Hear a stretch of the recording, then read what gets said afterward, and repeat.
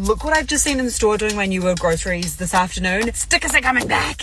And it is Smeg again.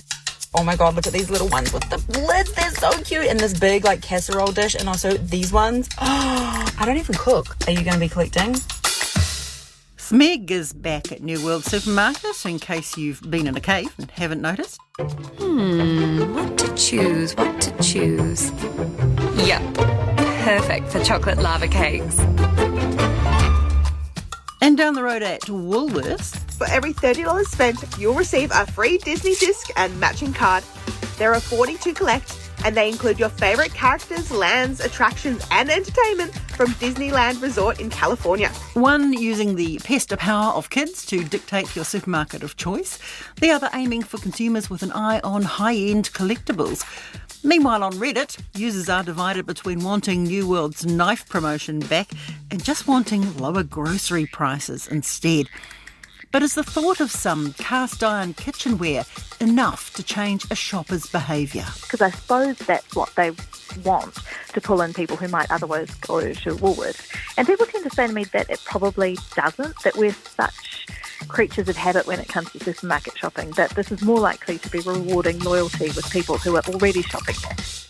Hi, I'm Alexia Russell, and today on The Detail, how our buttons are being pushed by marketers.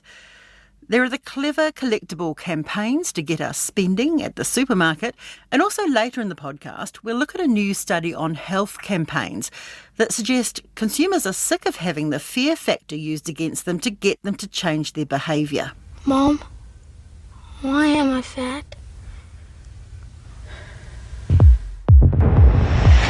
Welcome to the Department of Lost Nights.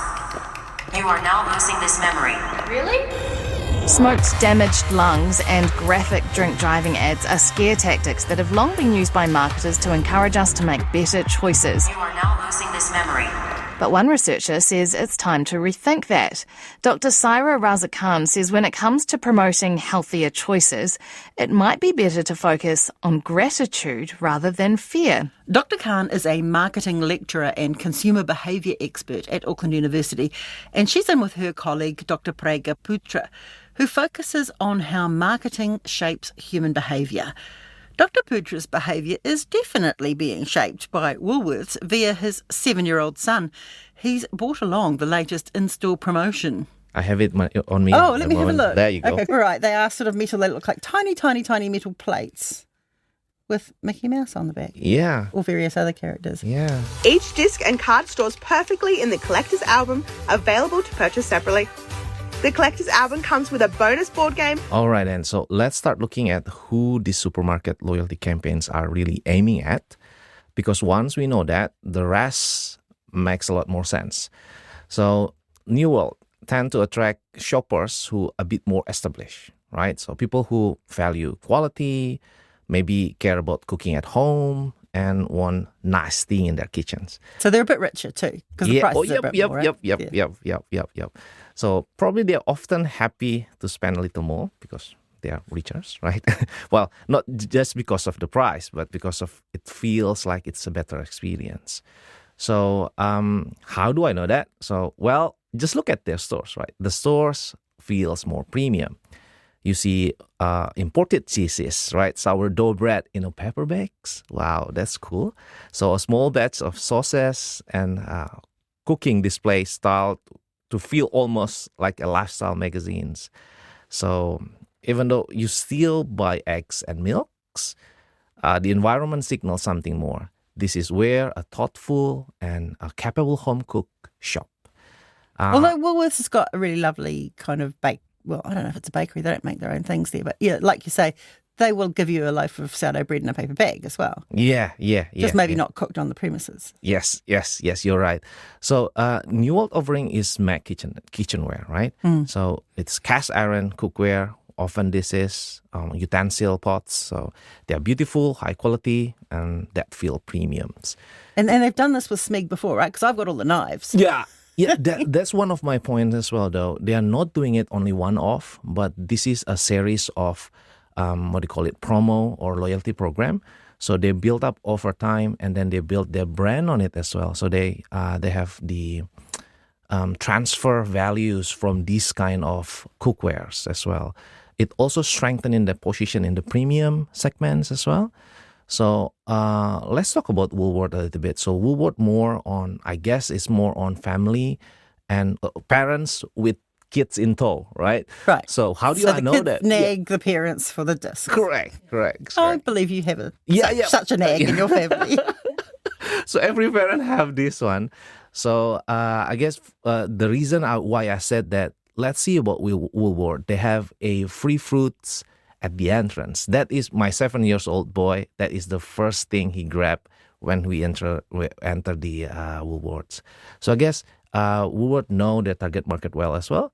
So that is why it's not only parents, but parents with kids in tow as well. Have you, because your 7-year-old likes these discs, Yes. have you changed your shopping behaviour? A little bit, yes. So it's working? Yeah, it's working. It's not because, because we want to shop probably, but it's more, I want to get this more. So my friends have this character. I don't. So that's when you say pressure. you're talking about your child. Your child. Yeah, my child, yeah. My child said, he said, my friend has this character. I don't. So I want to grab the rare one, the ultra rare one, he said. So there's a big difference, isn't there? Because Woolworths is creating a market for something that didn't exist before, whereas New World is offering something that you will use in the kitchen. Yeah, that's a really good point, though. I think this is a missed opportunity for Woolworths as well. Look, I seen in the media that this they perceive it as a plasticky and just waste. And I did a little experiment here. If you see this one, so I burn it. Oh, yeah. Yeah, so I burn it. So if it's plastic, that it will surely burn so it's or metal. melt it or something like that. So it's metal, it's aluminum. And I look at somewhere, it's not easy to find it, but it's 100% aluminum recyclable. Yeah. But come on, who's going to put that in the recycling? That's the thing. Yeah, you're right, though. It's going to sit around in your 7-year-old's bedroom until he's 10 and you have a clean out and then it's going in the rubbish. You're right. Dr. Putras says Woolworths has missed a trick here by not also promoting the so-called sustainable aspect of the giveaway, in that the discs aren't plastic, or telling kids how they can play games with them. That information is on their website. The fact that Woolworth doesn't show or doesn't clarify it, this is recyclable materials, or this is how you play it, I think that is a missed opportunity for Woolies. So do you think the perception would be, as it was with me, is that basically for adults with no kids, they're putting junk out into the universe? Yes. So it's simply that this segment is not the part of the target audience. They are not trying to communicate with parents without kids. So they're trying to grab as much as possible parent with kids. So that is the more powerful. I mean, my kids are collecting those Disney disc things that I'm finding all over the house at the moment, and probably Smeg dishes would be more useful. Susan Edmonds is RNZ's money correspondent.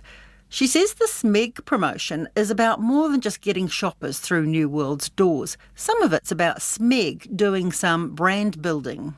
I think it probably is helping their brand, because they are, I think, one of these higher end brands that most people probably don't think about that much in their day to day.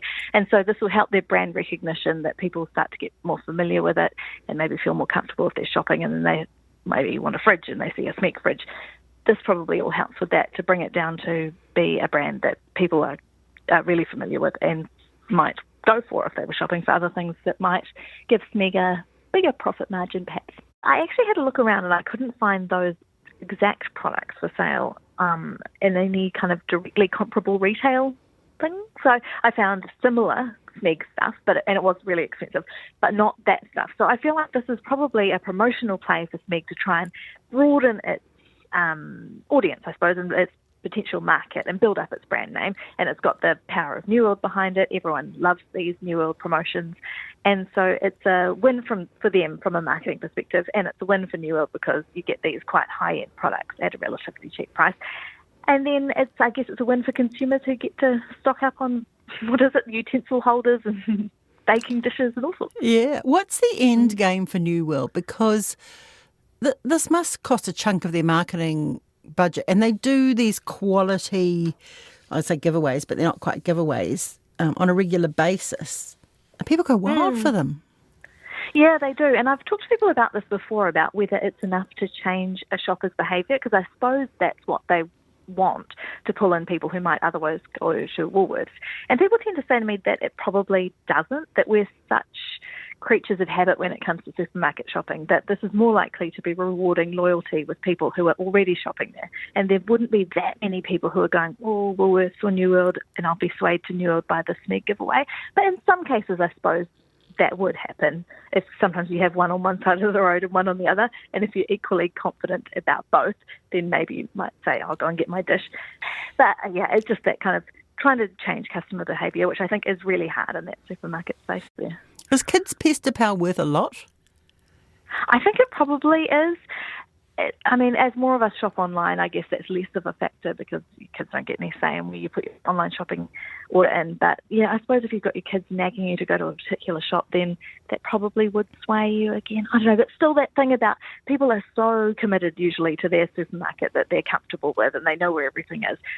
I don't know how much these promos pull us off that. The race is on to collect the smallest groceries ever. Little Shop Mini Collectibles. For a limited time, get one mini collectible free with every $40 you spend. Only at New World. But some promos cause a frenzy. Among the most successful, New World's miniature shops, Little Gardens, and what they're calling the Summer of Smeg, where shoppers took to Trade Me to complete their full set of knives. There were 39,000 searches for them on the site in the 7 days after the promotion's launch. These promotions are all about building brand loyalty. People might try a new supermarket to grab the goodies, but they like the experience and keep coming back. Another aim is to increase turnover during the promotion, with people tempted to throw in a couple of extra items to get another sticker, or they're close to their required number of stickers, so mentally a little more spending earns them a reward. But to get that cast iron brazier at New World, you need 45 stickers. That's $900 worth of groceries, plus $60 cash.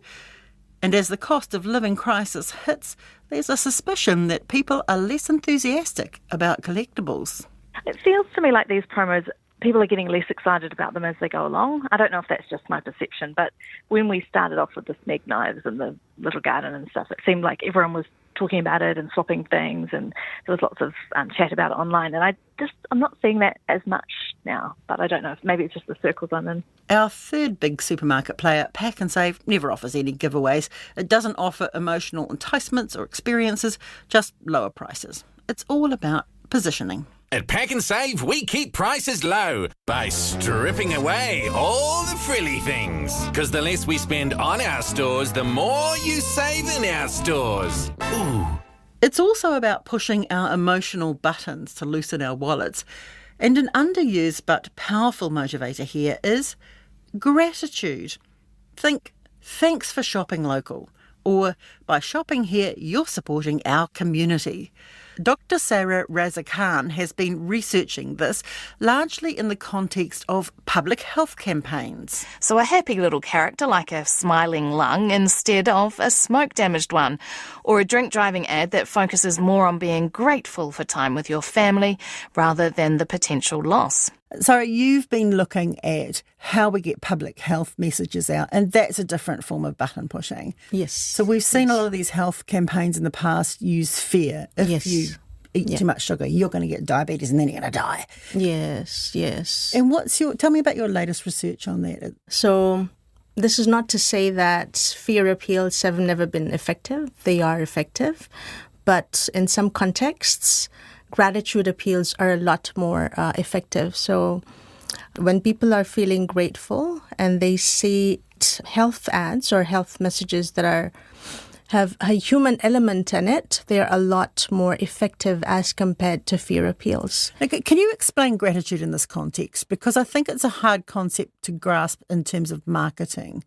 How do you try and make people grateful? How might that look in a doctor's waiting room, for example, on a poster? So let's say an organ with some eyes and nose, so a face.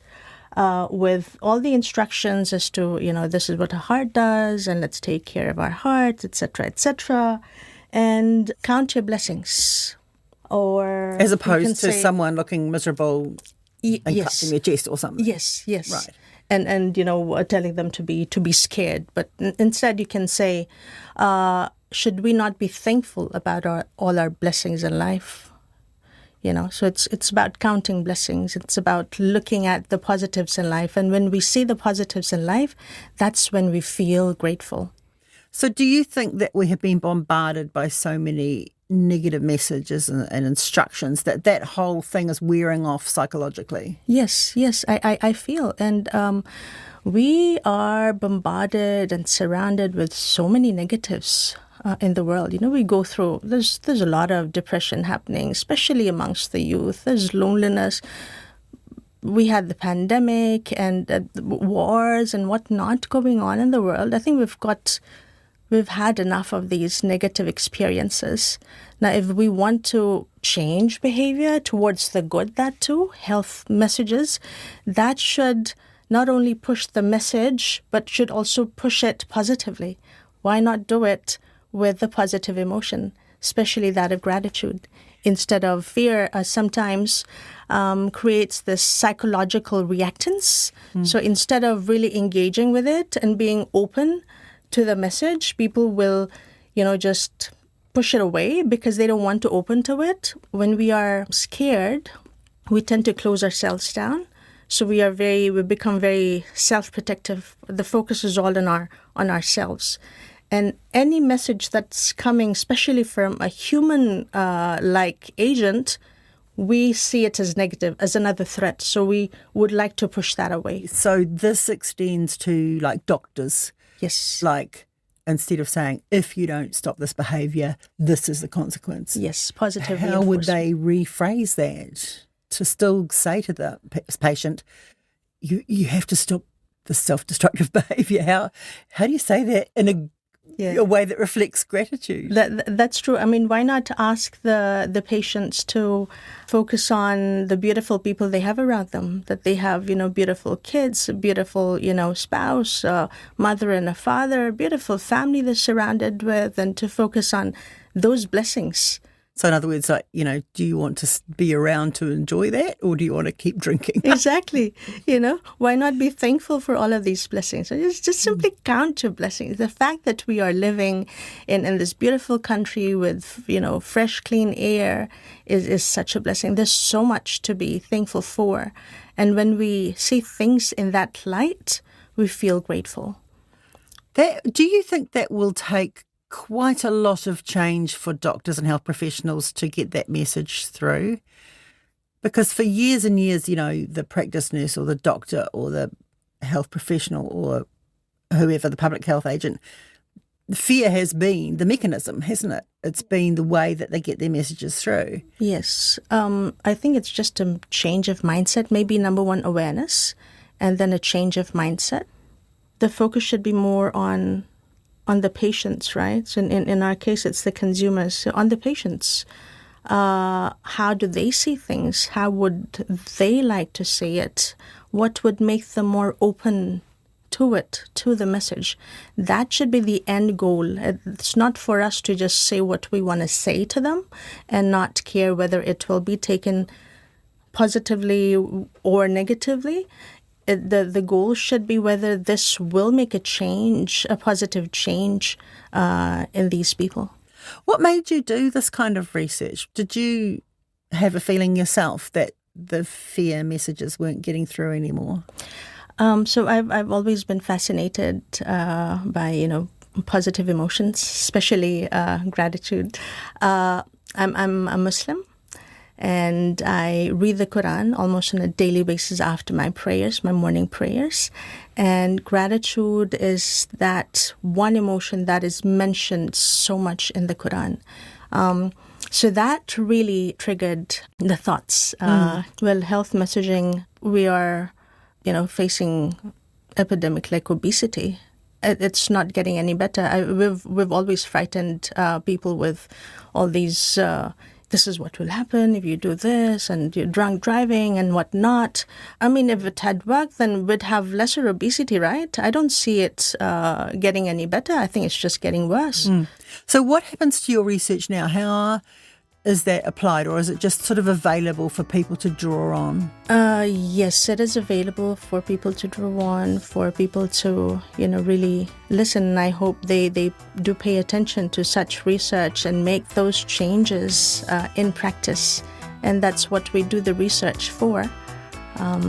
But yeah, it's really, it depends upon the practitioners. That's it for this week. The Detail is a newsroom production supported by RNZ and New Zealand On Air. This episode was produced by Amanda Gillies and engineered by Alex Harmer. Thanks to Doctors Saira Raza Khan and Prega Putra, and to RNZ's Susan Edmonds. I'm Alexia Russell. Happy shopping.